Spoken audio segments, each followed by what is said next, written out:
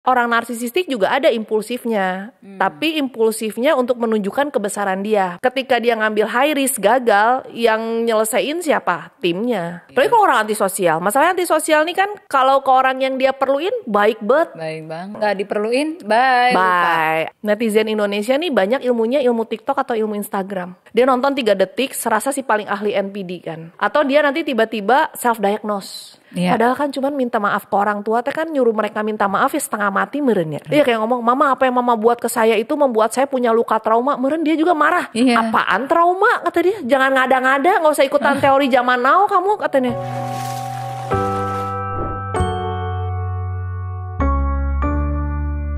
Hai semuanya, jumpa lagi bersama saya Samantha Elsener dalam Relate Podcast. Yang kali ini udah ada narasumber yang beneran keren banget. Psikiater, perempuan, ibu-ibu. Kalau di sosial media selalu kontennya viral. Karena bahasannya tuh kayak nampar-nampar, nyentil-nyentil kita.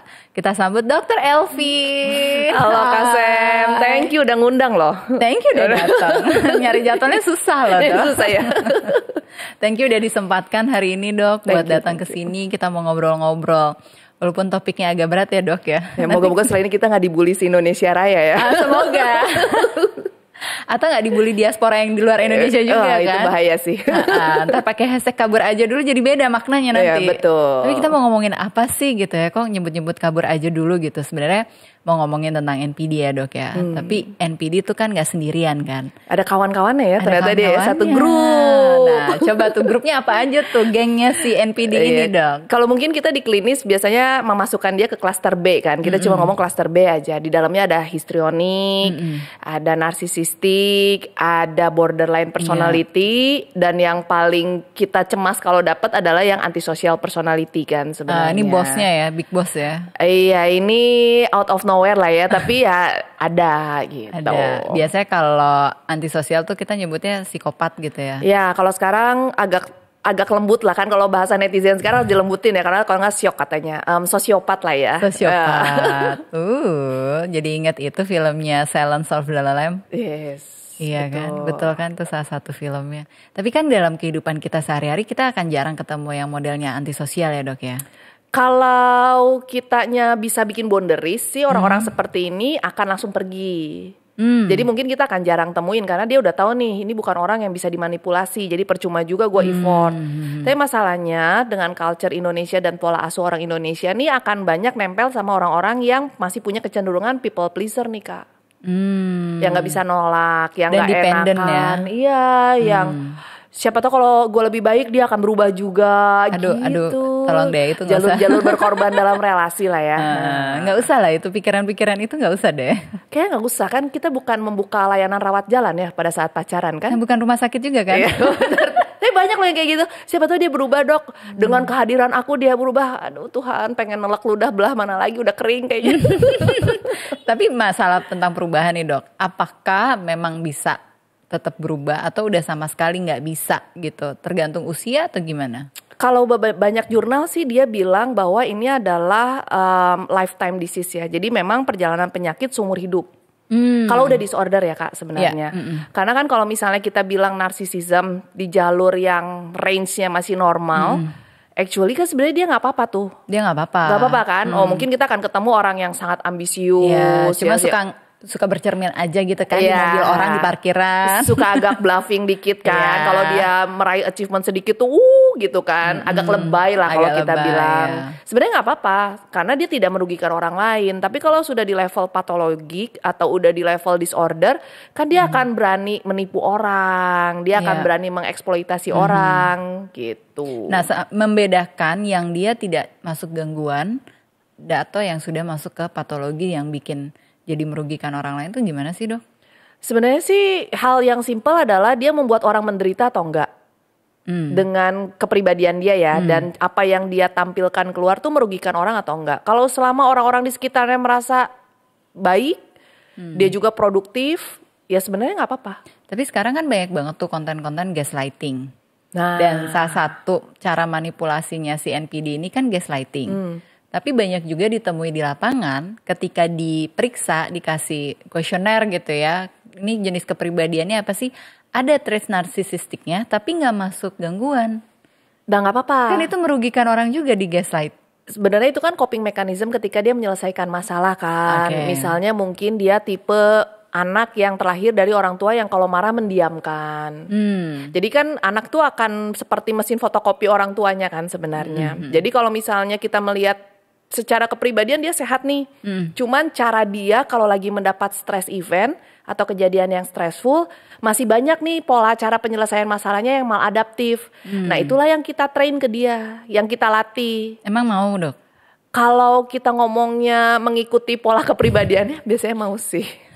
Cuman ya banyak alasan, biasanya rasionalisasi. Gak rajin dateng kan dok? Ya biasanya sih gitu ya, datang sekali terus lengit, hilang gitu ya. Nanti nongol-nongol lagi kalau ada masalah hidup lagi. Nah kalau kita ngomongin nih dari si 4 pertemanan ini di cluster B personality, yang mana yang bisa paling rajin untuk ngikutin sesi konsultasi? Tiap kepribadian tuh punya masing-masing. Misalnya kalau orang histrionik biasanya akan datang ke dokternya kalau dia merasa mendapatkan attention.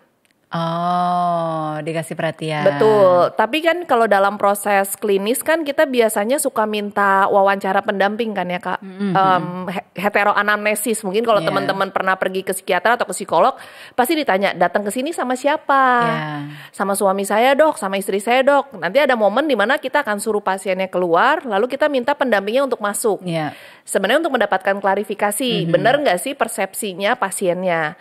Kalau dua-duanya terlalu ekstrim, biasanya kan kita akan minta pendamping yang ketiga untuk memberikan yang tengah-tengah yang mana nih yang benar. Karena kadang kalau pasien cerita kan versi pasien, pasangannya cerita versi pasangannya, yang pasti saling membenarkan diri sendiri.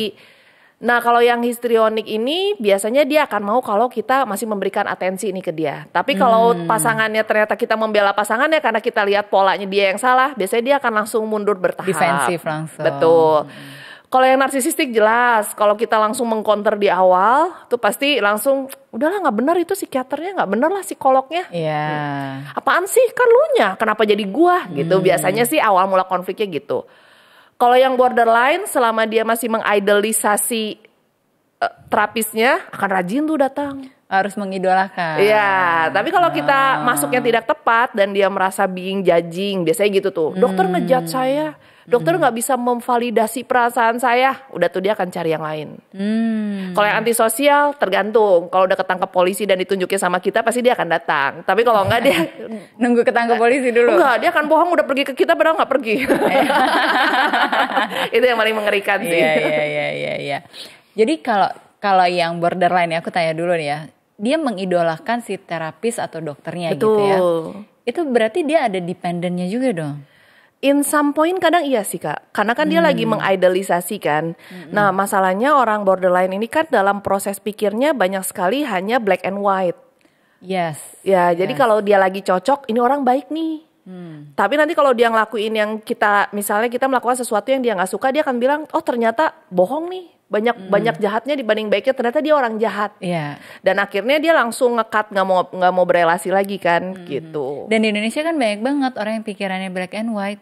Nah itu masalahnya. Mungkin proses pikirnya tidak masuk ke dalam tahap abstrak ya. Tahap pemikiran orang dewasa kan S1, abstrak. S2 loh. Itu dia. Makanya kadang dalam proses relasi itu mereka kaget. Karena dalam proses pacarannya biasanya nggak terlalu intim kan pacarannya tuh. Intim tuh maksudnya bukan berhubungan badan, nanti salah tangkap lagi ya. Intim tuh maksudnya saling mengenal value. Nanya tentang value, nanya tentang konflik, nanya tentang orang tua. Kan itu biasanya pertanyaan-pertanyaan yang langsung di-cut di awal. Jadi kita nggak pernah tahu nih bagaimana dia ditumbuh kembangkan. Padahal kalau orang borderline tuh biasanya kata kuncinya adalah never good enough. Jadi dia dibuat tidak pernah cukup baik buat orang dewasa di rumahnya dulu. Di rumahnya dikritik terus berarti sama orang tuanya. Betul, atau dapat orang tua yang abandon, yang tidak pernah mau peduli dia. Antara kakak kedua dan kakak ketiga, dia di tengah-tengah yang paling tidak dianggap misalnya gitu. Tapi itu kan perspektif subjektivitasnya dia kan. Betul, tapi memang ada sih orang tua yang kayak gitu ya. Kayaknya ada ya, yang kalau anak satu, wah pokoknya si anak emas ngelakuin kesalahan juga Bagi orang tuanya mah itu proses belajar. Iya. Tapi ada anak lain yang kalau ngelakuin kesalahan dicaci makinya setengah mati. Iya, ada. Gitu. Dan ngelakuin kesalahan juga dipukulin ada. Ada kan, ya beraneka ragam lah ya gitu. Jadi kadang hal-hal seperti itu yang membuat ketika dia dewasa, never good enough ini bikin dia jadi gampang mudah mereject orang. Jadi makanya fragile. Nah sementara orang-orang yang berelasi dengan dia akan merasa seperti berjalan di atas cangkang telur. Jadi sangat berhati-hati karena takut dia tersinggung. Karena kalau dia lagi tersinggung kan outburstnya ngeri banget. Harus ngeliatin dia moodnya gimana gitu. Iya, jadi bahkan moodnya lagi baik pun kalau topiknya salah ngomong, lu bisa meledak kan sebenarnya. Iya. Jadi makanya kenapa orang-orang yang berelasi dengan orang klaster B ini, tapi tidak tahu dari awal pernikahan, itu sering sekali terjebak, merasa terjebak. Salah pilih nih. Iya, kan kalau putusnya aja setengah mati sama orang kayak gini kan. Nggak bisa putus itu. Iya, karena nanti ngancam self harm. Kalau nggak self harm, nge-hijack sabotase hidup kita. Iya, atau nanti dia bikin black campaign kemana-mana kan. Susah bener putus sama orang kayak gini tuh. Makanya kalau boleh, bukan kabur aja dulu. Ngelihat dari jauh udah ada wangi-wanginya aja. Kalau bisa langsung belok. Langsung belok. Gak usah, jadi udah bukan kabur aja dulu. Jangan pernah kenal kalau Jangan boleh. pernah kenal. Tapi selalu ada korban-korbannya loh dok. Banyak kan? Yang berasa kayaknya pengen cepet nikah gitu. Bener gak? Dengan siapa? Iya pokoknya udah merasanya dikejar-kejar target, dikejar-kejar deadline, harus cepet nikah. Pas ada yang mau, pas kebetulan ya udah gitu. Akhirnya kan dia nggak bisa meneliti bahwa benar nggak sih karakter orangnya seperti itu. Tapi hati-hati di masa-masa di klaster B ini kan dia ada pola love bombing kan. Bukannya love bombing semua orang? Oh enggak. Kalau orang-orang dengan klaster B ini kan kalau yang histrionik misalnya dia kan ada the power of seduction-nya kan. Sex appeal-nya tuh gitu ya. Kalau ngomong juga gitu kan. So, si bibir aja sensual gitu. Kalau kita kan gini. Itu kan salah satu cara dia melove bombing dengan sex appeal-nya. Kalau yang narsisistik nggak usah ditanya lah ya. Everything I do it for you di masa PDKT. Makan bulan juga dia tarik ke bumi kalau dia bisa pindahin tuh kan. Kalau yang antisosial nggak usah ditanya. Maling aja bisa mencuri segala sesuatu biar dia kelihatan wow. Supaya mendapatkan yang lebih besar menurut dia. Kalau yang borderline dia kan ada tahap idealisasi kan kalau lagi PDKT. Wah pokoknya he is the one atau she is the one and only one. Selama masih mau ngikutin maunya saya. You're my hero. Kayaknya lagu-lagu itu dibuat di zaman itu ya. Everything I do it for you tuh mungkin lagu-lagu love bombing ya I saudara. give it to you. Seangkatan jadi bisa match nih joknya. Nothing's gonna change my life for you. Karena tuh beda lagu-lagu sekarang nggak ada yang begitu. lagu sekarang nih kayaknya lagu korban semua. NPD kali ya. Kalau nggak lagu Nepson, lagu korban. Iya kan? Iya. Itu jadi ya momen-momen seperti itu yang membuat kadang orang tuh lengah terus udahlah kalau Sunda nama sakil ge lumayan segini juga lumayan gitu. Jadi belum tentu ada yang mau lagi. Tinggi. Betul. Makanya moga-moga sih setelah nonton YouTube ini nggak ada lagi yang bertanya kapan nikah. Gitu. Kalau udah bercerai kapan nikah lagi? Jangan lama-lama. Nanti nggak ada yang ngejagain. Ya dijagain sama Allah bukan? Makanya kan. Tapi itu kan selalu aja ya ada alasan seakan-akan kalau misalnya kita single tuh sesuatu hal yang tidak baik gitu ya. Padahal kan nggak juga ya. Banyak orang yang oke kan. Gitu. Nggak punya anak juga oke. Baik-baik aja. Makanya ya kadang pertanyaan-pertanyaan gitu yang membuat orang tuh salah langkah dalam memilih. Akhirnya jadi impulsif ya dalam mengambil keputusan. Iya, karena kadang ada lagi beban sosial yang lain kan Kak. Kasihan mamanya udah tua pengen ngomong cucu. Nanti gimana kalau meninggal gak sempet tuh kata dia. Terus aku bilang ya gimana ya. Kan kalau kita bisa juga nelpon Tuhan ya. Masukin dong antriannya di bulan depan mau gitu kan. Tapi kan gak bisa. Bukan antrian gedung ya. Kayak lagi waiting list. Nah kalau ngomongin tentang si keempat kepribadian ini. Yang paling impulsif tuh yang mana dok? Semuanya juga punya sisi impulsif kalau lagi pengen sesuatu. Kalau lagi pengen sesuatu. Kalau borderline bener ya, di antara semua klaster, semua jurnal bilang dia yang paling impulsif. Terutama yang bicara tentang perilaku-perilaku impulsif yang merugikan diri sendiri. Justru merugikan diri sendiri, bukan orang lain. Ya betul. Jadi si angernya kadang di-internalize atau misalnya perilaku-perilaku yang damagingnya kan sangat dominan ya di teman-teman borderline nih. Terus kita juga jangan lupa ada momen-momen di mana dia kadang suka muncul disosiatif atau paranoidnya menjadi sangat berlebihan. Jadi disebutnya adalah borderline yang memang lagi exaggerate atau misalnya lagi kambuh. Yang kedua, orang narsisistik juga ada impulsifnya, tapi impulsifnya untuk menunjukkan kebesaran dia. Makanya dia berani banget. Keakuannya itu ya. Betul, berani ngambil high risk behavior kan. Gak apa-apa high risk, yang penting high gain. Nah, masalahnya kalau dia dikasih power, ketika dia ngambil high risk gagal, yang nyelesain siapa? Timnya. Gitu. Jadi makanya ngeri banget kalau misalnya kita memberikan kesempatan kepada orang yang gak kompeten karena ada gangguan kepribadian. Kita ngomongnya gangguan ya Kak ya. Nanti kalau kita dibully lagi, kan narsisism normal kata dia. Yang ada gangguan kepribadian, kita berikan kesempatan, itu kayak ngasih minyak di api yang udah nyala. Gitu. Apalagi kalau orang antisosial. Masalahnya antisosial nih kan, kalau ke orang yang dia perluin, baik banget. Baik banget. Kayak orang narsisistik kan, baik banget. Tapi kalau orang nggak diperluin, bye. Apalagi kalau kita kastanya di bawah dia, siapa lu kata dia. Dia akan selalu jadi social leader sebenarnya. Iya, betul itu makanya si the one and only one kan. Makanya disebutnya juga sangat mengagumi citra diri dia sendiri. Oke, kalau yang histrionik? Kalau yang histrionik sih sebenarnya karena dia butuh perhatian ya. Jadi dia akan menggunakan impulsivitasnya karena kebutuhan untuk mendapatkan atensi. Entah bajunya makin lama mungkin makin pendek gitu kan, atau misalnya dia memakai dandanan yang wow cetar membahana misalnya. Jadi emang ada dorongan untuk tampil sebagai seorang king atau queen di tengah pesta kan gitu. Harus jadi pusat atensi aja deh. Ceritanya melebay-lebaykan, impulsifnya kan dalam ngomong pun dia impulsif. Nah kesalahannya kan kalau di sosial media tuh banyak banget konten-konten tentang NPD. Nah itu dia. Pembahasannya selalu kalau ini pasti dia NPD. Kita tuh gimana sih untuk bisa benar-benar mendeteksi secara awam aja kasat mata gitu. Jadi yang tadi dokter bilang, udah kelihatan dari jauh kita langsung belok gitu. Kayak gitu tuh ada insting ya kalau aku bilang. Oke. Yang kedua adalah kita harus baca dulu. Yeah. Nah cuman masalahnya aku mau mengedukasi juga. Netizen Indonesia nih banyak ilmunya ilmu TikTok atau ilmu Instagram. Nah itu. Dia nonton 3 detik, serasa si paling ahli NPD kan. Atau dia nanti tiba-tiba self-diagnose. Ya benar. Dan cuman ngelihat checklist. Wah si Eta NPD, si ini NPD. Padahal pas dicek dia yang NPD-nya. Gitu. Atau misalnya kita melihat kan kayak tadi. Kalau misalnya sebagai seorang klinisi kita kan bisa membedakan kan. Mana trait NPD-nya yang memang sudah di level patologis. Misalnya apakah manipulatifnya kah yang harus kita turunin. Kan ada domain-domain kepribadian yang memang masih bisa kita modifikasi kan. Karena manusia tuh sebenarnya kalau dianya mau pasti bisa berubah. Nah masalahnya orang-orang seperti ini di cluster B ini inside of illness-nya atau tilikan dirinya kan gak bagus. Karena dia merasa si paling itu. Jadi makanya kenapa kalau misalnya udah ketemu hal seperti ini, moga-moga memberanikan diri untuk konsultasi. Tapi kan gak ada yang sadar tuh biasanya. Iya biasanya sadarnya kalau udah mau, sekarang udah mulai rada hit sih premarital assessment. Nanti ketemu pas lagi premarital assessment.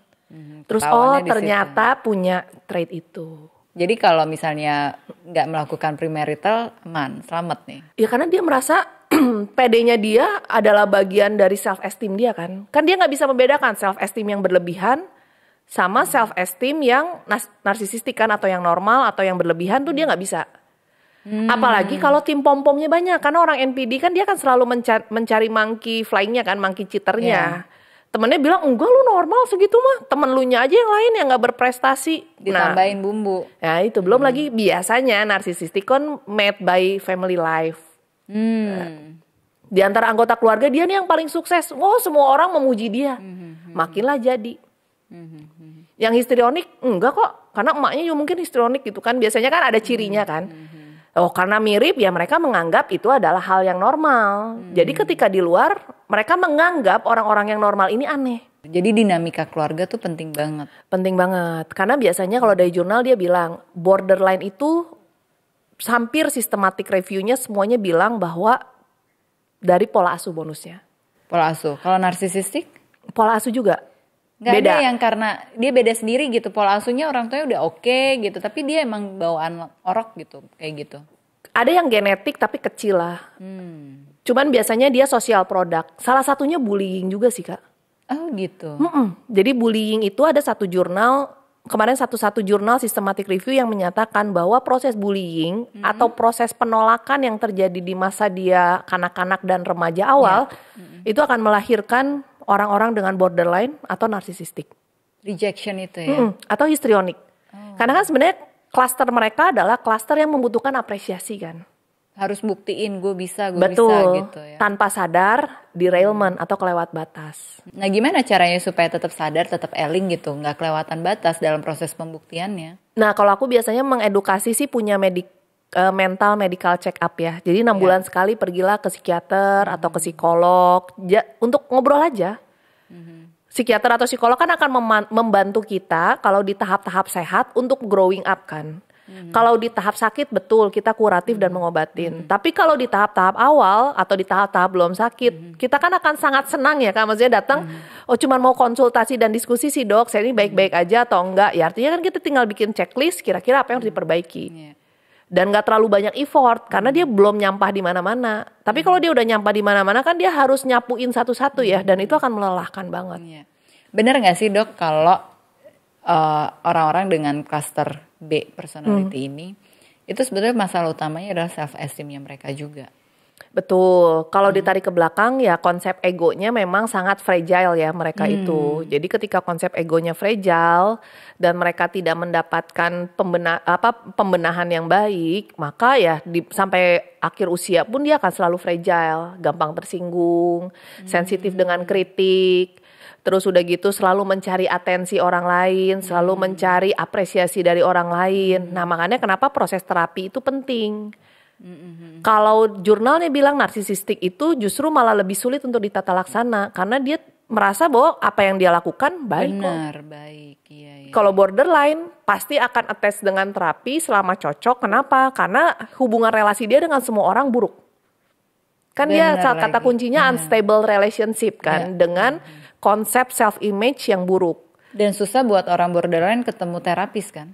Susah, karena harus cocok-cocokan. Nah Betul. itu tuh yang suka belanja terapi, belanja dokter, kesini, kesana.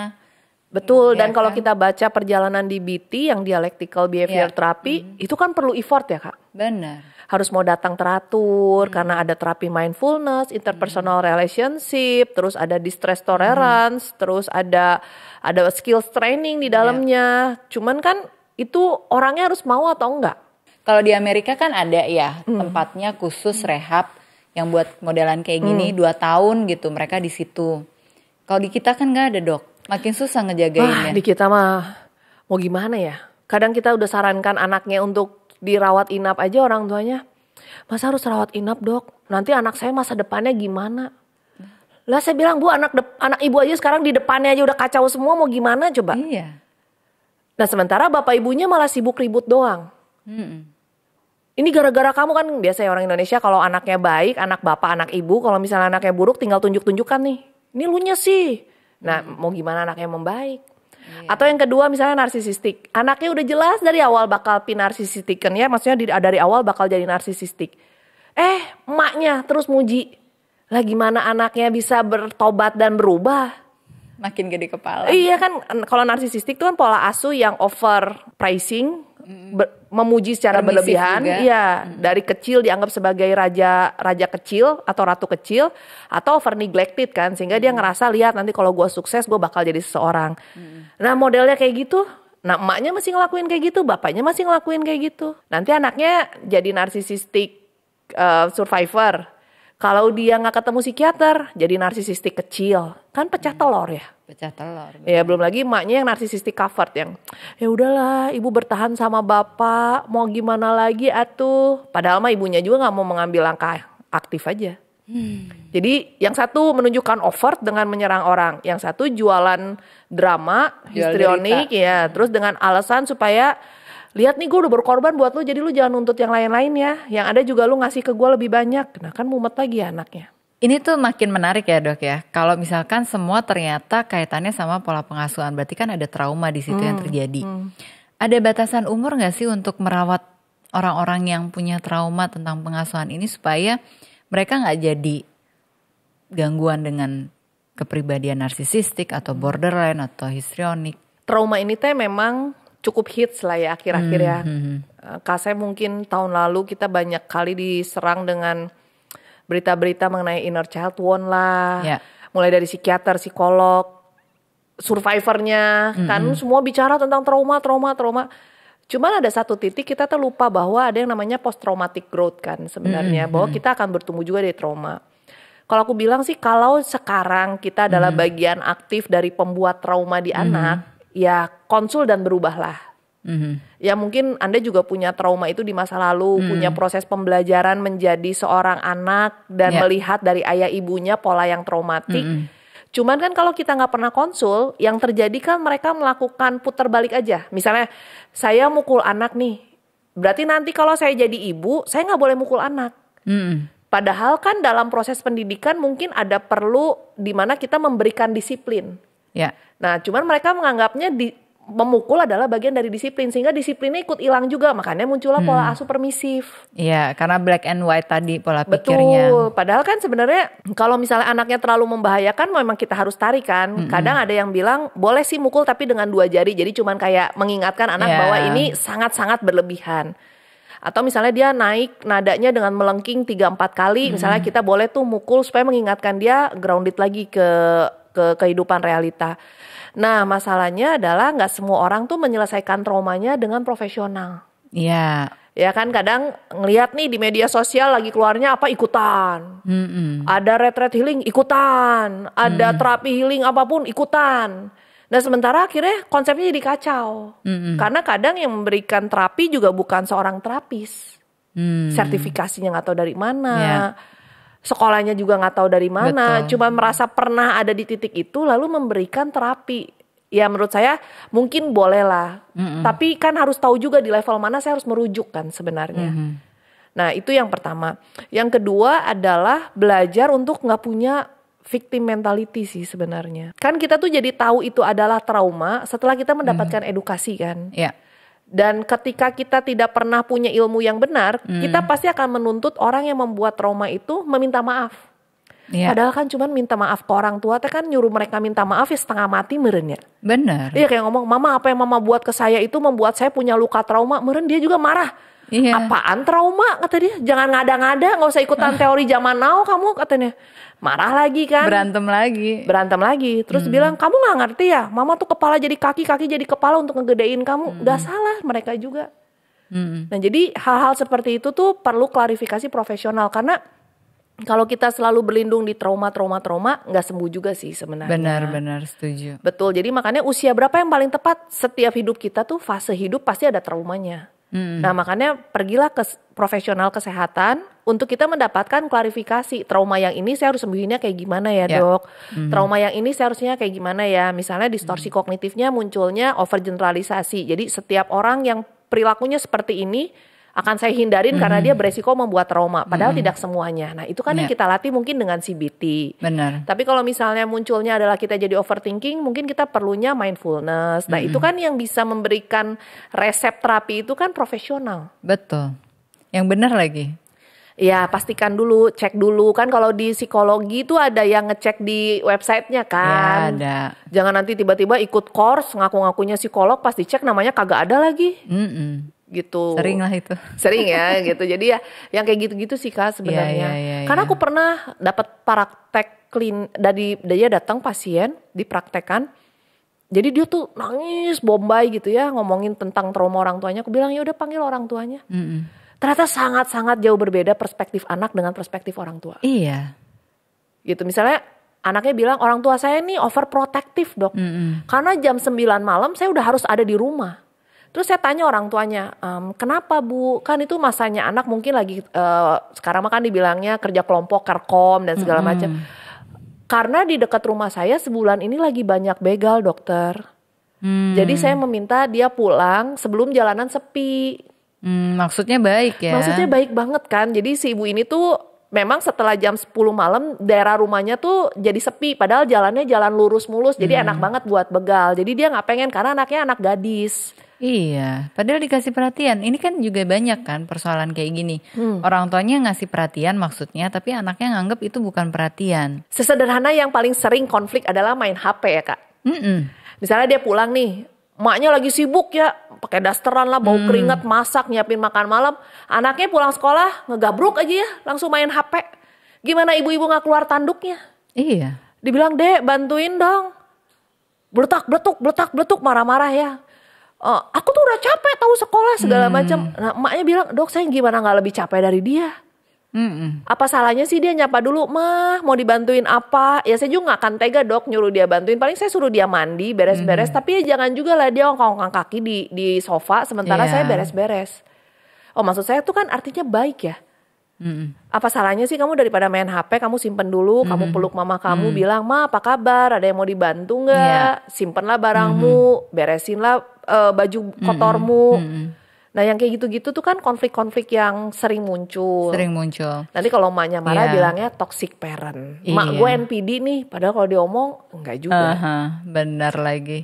Dan kalau misalkan anaknya cuma 1, nggak ada pembanding kan Dok? Betul. Kalau anaknya 2, 3, 4. Nah pembandingnya tuh gimana coba? Iya. Dan jadinya beda-beda kan? Betul. Mana lagi ada anak yang baik bener ya Kak? Iya. Ada anak yang baik bener, nggak masalah woles gitu kan. Ada anak yang, loh kok dia jadinya yang NPD nih. Ada lagi yang satu lagi jadinya histrionik nih. Padahal orang tuanya kayaknya udah ngasih perhatian yang tepat deh. Nggak pernah melakukan abuse juga ke anak-anaknya. Tapi ya merekanya jadinya kayak gitu. Ya itulah peran sosial media dan peer group. Kita kan tidak boleh melupakan karena memang di masa remaja kan peer influence tuh sangat dominan ya. Iya. Dengan siapa kamu berteman itu akan sangat menentukan seperti apa. Gitu. Ya. Apalagi kalau temennya sesama yang dia anggap adalah broken home. Kan sering tuh Kak, keluarga gue broken home. Iya. Nah akhirnya pada adu nasib, kenapa sih mereka harus bercerai dan bla bla bla bla bla. Kenapa tuh Dok? Ya sebenarnya gini, kalau aku bilang dalam proses perceraian tuh tidak semua orang cerdas. Iya. Perceraian tuh kan hal yang menjadi pilihan ya Kak. Ketika kita sudah effort 8 penjuru arah mata angin, mungkin 16 penjuru arah mata angin, dan itu tetap gagal. Tapi masalahnya adalah kita harus lihat, kalau memang itu gagal daripada serumah Pak beretuk cuman kayak MMA tiap hari, kan lebih baik kita berpisah lalu jalankanlah co-parenting dengan tepat. Tapi masalahnya lebih banyak orang yang berpisah, berdrama lah di dalamnya. Nah itu tuh. Bapaknya cerita ke anaknya, emaknya cerita ke anaknya dengan tujuan pilihlah di antara kami berdua. Padahal kan anak gak perlu milih ya, karena dia bapaknya sama ibunya akan tetap itu. Tapi kan banyak yang gak bisa menerima kondisi itu kan, maunya rebutan dan anaknya harus berpihak sama salah satu Dok. Iya masalahnya kalau bisa ngurus ya gak apa-apa. Kalau ternyata yang mihak adalah orang yang toksiknya, kan kita pusing juga ya, maksudnya ya udah aja lah gitu kan, anak mau sama siapa ya silahkan memilih kan.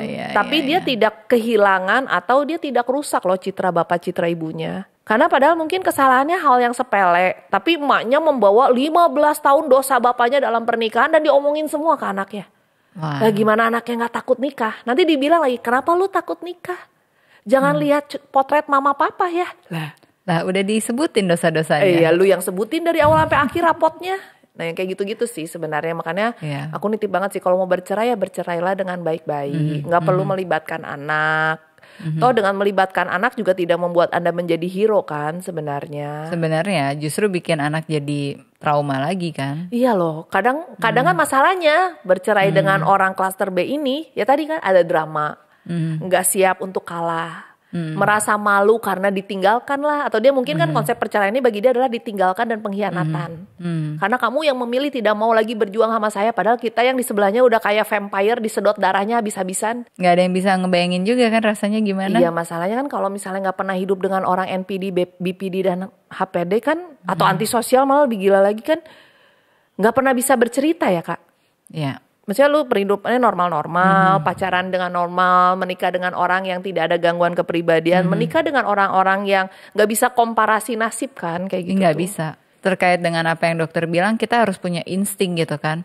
Gimana ngelatih insting kita kalau kita aja gak sering atau gak pernah berinteraksi sama mereka. Karena kalau mungkin profesional kayak kita bisa ya Dok ya, dengan gampang mengendus gitu kan. Bahkan mengendus aja sebagai pasien kan kadang kita draining juga ya Kak, menghadapi yang kayak gitu kan. Iya.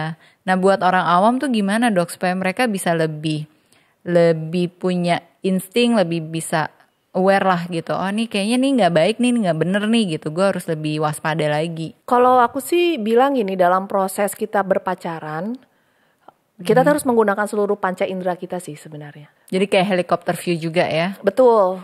Tapi juga micromanaging juga, microview juga kan untuk melihat misalnya hal paling simpel kita tahu orang akan baik atau enggak tuh kan ketika dia lagi nggak baik-baik aja. Benar. Kalau lagi baik-baik aja mah, aduh itu mah udah tidak dimasuk, itu mah bonus aja lah kalau aku bilang. Tapi kalau misalnya tiap marah dia ngomong, lu tuh menggunakan kata-kata kasar. Itu kan udah tanda. Iya, mendevaluasi kita. Dia yang salah, dia yang nyalain kita, dia yang mendiamkan kita, dia yang hilang kayak ditelan bumi berapa bulan gitu kan. Nanti ketika kita tanya, kok lu kayak gitu, lu gak ngertiin gue ya, gue kan butuh waktu tenang. Ya ngabaran we atunya. Kan tinggal bilang ya udah tuh 2 bulan ini jangan cari saya, ya gue juga gak akan cari lu kan gitu. Nah tapi ini kayak yang pengen dicari, tapi dicari bilangnya kita lebay nyari-nyari dia. Kan bikin jadi bingung ya. Iya, kalau aku ini dari itu gitu serba mah, salah. udahlah kayaknya mungkin aku tidak sanggup ya, nyawa aku mah cuma 1, jantung cuma 1 kan gitu. Benar. Nah tapi kan kalau yang lain teman-teman tuh, apalagi kalau yang punya riwayat trauma, mungkin akunya kurang baik. Aduh Tuhan, aku mau udah paling kesel. Kadang ada pasien-pasien yang ketika datang aku bilang, pasti lu datang lagi karena lu putus cinta. Karena udah hafal ya dok ya. Udah hafal, karena setiap yang mencet tombol dia untuk konsul itu cuma putus cinta doang. Apakah kamu salah satu orang yang selalu ketemu sama dokter Elvin karena putus cinta? Makanya jangan rajin stalking mantan, itu salah satu kode. Nah itu geus nyaho pacarna cilepeungnya, maksudnya aneh gitu. Mendingan kan. kita minum aja dok. Iya ya. Kita udah hot langsung minum ya. Tapi nih udah keburu basah nih mau ngegosip lagi. Gosipnya kita tahan dulu dong. Gosipnya kita tahan. Karena gimana ya, menurut aku gitu ya. Bener sih yang dokter bilang, ketika seseorang putus cinta, dia kehilangan harapan, kehilangan pegangan hidupnya dia. Terus dia lari-lari kayak karena sekarang, oh ya dikit-dikit ke profesional, ke psikiater, ke psikolog gitu kan. Suruh mereka yang nyelesain masalahnya kita gitu. Padahal perilakunya kita yang perlu diperbaiki dan kita perlu punya niat yang sangat besar untuk bisa mengontrol diri kita kan. Jangan sampai gitu loh, stalking mantan lagi, sakit hati lagi, pening kepalanya, gak konsen kerja. Akhirnya ya repeating the patternnya di situ lagi kan dok. Nah itulah, kadang kesel ya. Aku tuh bilang, nih ya kamu datang ke aku, itu berarti kamu sudah melewati semua tahap awal putus cinta. Iya. Denial mah, marah mah, gak terima. Itu kan sudah lewat ya tahapan itu. Udah tahap depresi bahwa dia tidak akan kembali buat kamu dan kamu memang bego salah pilih. Sekarang tinggal masuk tahap acceptance. Keluar munculnya.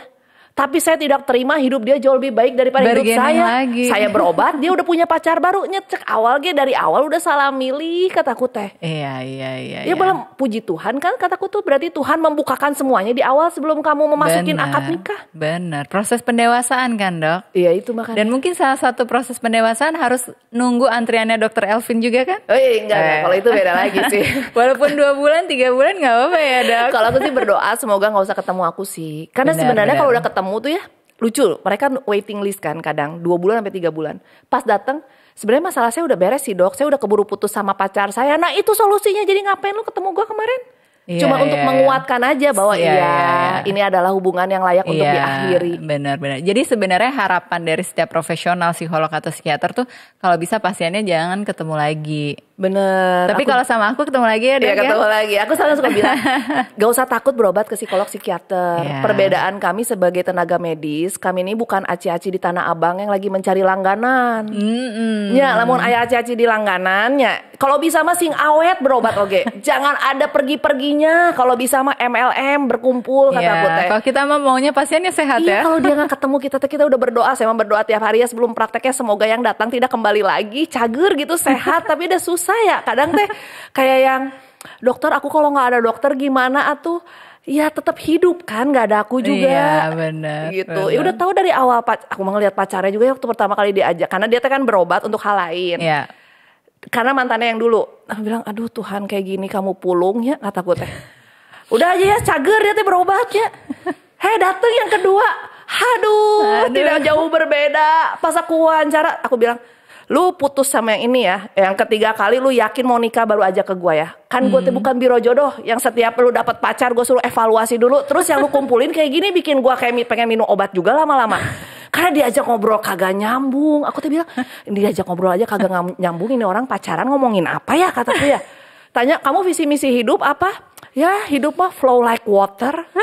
Hah? Cek orang teh emang Riverside-nya, kataku teh kesel banget kan ya. Terus ditanya, lu mau nikahin pasien gua, punya modal apa? Ya insya Allah ada rezekinya. Nikah ge mawa-mawa Tuhan ya, cek akunya kan rezeki teh harus dipersiapkan. Nak beli ini, rumah di mana? Ya nanti ada dok dari orang tua saya. Yang sekarang depan mata sertifikatnya kamu pegang ada nggak? Nggak ada. Kerjaan apa? Lepasan. Aduh, gue udah mau nangis rasanya tuh. Ya udahlah ya, coba dipanggil dulu pasien yang tadi di luar, kamu keluar kataku teh. Kamu jeung yang kayak gini lagi atau sama atau berobat lagi katakunya. Iya kan ini lagi berusaha dokter. Oh nyangges berusaha dulu aja. Iya, berusaha terus ya. Udah bertemu dokter Elvin itu tidak membuka pintu rezeki ya. Kalau membuka mah nggak apa-apa, aku buka semuanya. Tapi udah nggak bisa tuh gitu. Jadi kadang yang kayak gitu. Akhirnya balik tuh 3 bulan. Ternyata bener ya dokter teh kayak cenayang. Bukan atau itu mah diajak ngobrol. Ya ternyata ya namanya lagi jatuh cinta lah ya, bucin. Padahal kita tuh keseringan ketemu kasus yang sama, jadinya bisa memprediksi kan. Iya, karena bukan kan standar ya. Iya. Iya terus dia bilang, tapi nanti aku ngomong tentang duit matre. Oh enggak, setelah menikah teh beli beras nggak pakai buku nikah. Betul. Iya kecuali pas Pak Haji ya bilang boleh ngeteng dulu pakai buku nikah. Nanti kalau dapat duit tebus lagi udah nggak bisa. Ditebus pakai tebu juga nggak bisa. Nggak bisa. Gedung kan nggak bisa pakai kartu nama ya. Betul. Sebel banget jadi kadang yang kayak gitu-gitu. Aduh gitu ya. Iya, jadi ya memang se-amazing itulah. Se-amazing itu. Jadi supaya kita tidak menambah Dokter Elvin sebel gitu. Kita kayaknya harus sudahi dulu nih podcastnya. Iya, gak kerasa ya. Gak kerasa. Saking serunya gitu kan. Kayaknya insightful banget kalau buat aku ya dok ya. Jadi dari kita udah makin aware bahwa gangguan cluster B personality itu bukan cuma NPD gitu. Jadi teman-teman yang nonton juga semoga nextnya jangan yang dibahas NPD lagi banyak loh yang lainnya selain ada NPD. Dan juga ya proses dengan keluarga itu ternyata berpengaruh banget. Ternyata juga kita perlu mengenali karakter-karakter dari masing-masing si personality ini, gangguan personality ini yang ternyata beda gitu loh. Love bombingnya ada tapi beda perilakunya. Betul. Impulsivitasnya ada tapi beda keluarnya kayak gimana.